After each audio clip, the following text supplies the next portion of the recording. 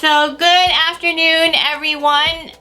Obviously, with all my heads, you can see this is going to be a special event hair class. I know that you're all here in school right now, and many of you don't know what it is you're going to eventually specialize in. What's good is you get to try everything and then find out where you fit best. And I started hairdressing school when I was 19. I had just gotten married, I quit college, and I was so excited. And I had an affinity for dressing hair. And another thing with special event hair is that you have a client who is absolutely not a normal client. She is not your 6 weeks haircut. She is not your summer highlights lady. She is someone going to a special event. So there's another component to special event hair that is the emotional piece. People grow their hair out the minute they get engaged. The mother grows her hair out, the bride grows her hair out, and they don't know why. Sometimes they come with a photo, sometimes they don't. Sometimes they have a photo and like their heart and soul is set and dreamed. So there's so much to special event hair. When you listen to your client and you are giving her that, color or the highlights, and you find out she has a baby shower or a family photo shoot or a wedding shower or,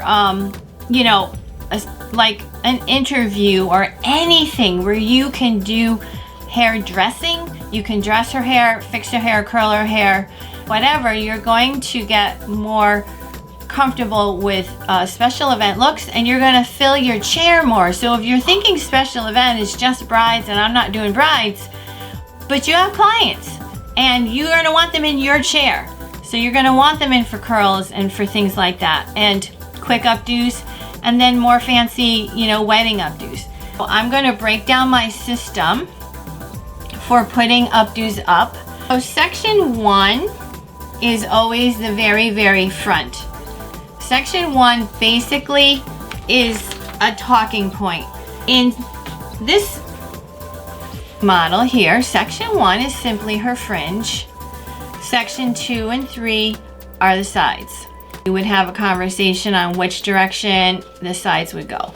Section 4 is the crown, and section 5 is the back. Always, they might change in shape, they might change in position. You might do a top knot ponytail, and then you're going to have 2 and 3, 4 and 5 all come up, and you're going to want to bring them up in that order so that the hair is not too thick and it shifts. So there's always sections. So let's look at some photos to break it down even further. So this hairstyle, section 1 is her fringe, 2 and 3 are the braids, and whatever it is you do on the other side. Section 4 is the crown. You can see section 4 might be in 3 or 4 sections, but that means that section, you're working on it. It might become 2 or 3 sections within it, but we're always going to have 5 sections. And section 5 here is the back. So you can see 1, 2 and 3 are the sides, 4 is the crown, and 5 is the back. Section 1 is the fringe. Section 2 and 3 are the sides that are going to wrap around the ponytail. Section 4 is the braid.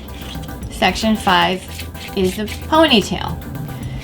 In section 4, you can maybe imagine there was a tail. You can flip that tail right up inside the braid, and that will give it the fullness and puffiness to stand up. And so these are talking points. You talk about section 1, you talk about section 2. Does she want dip?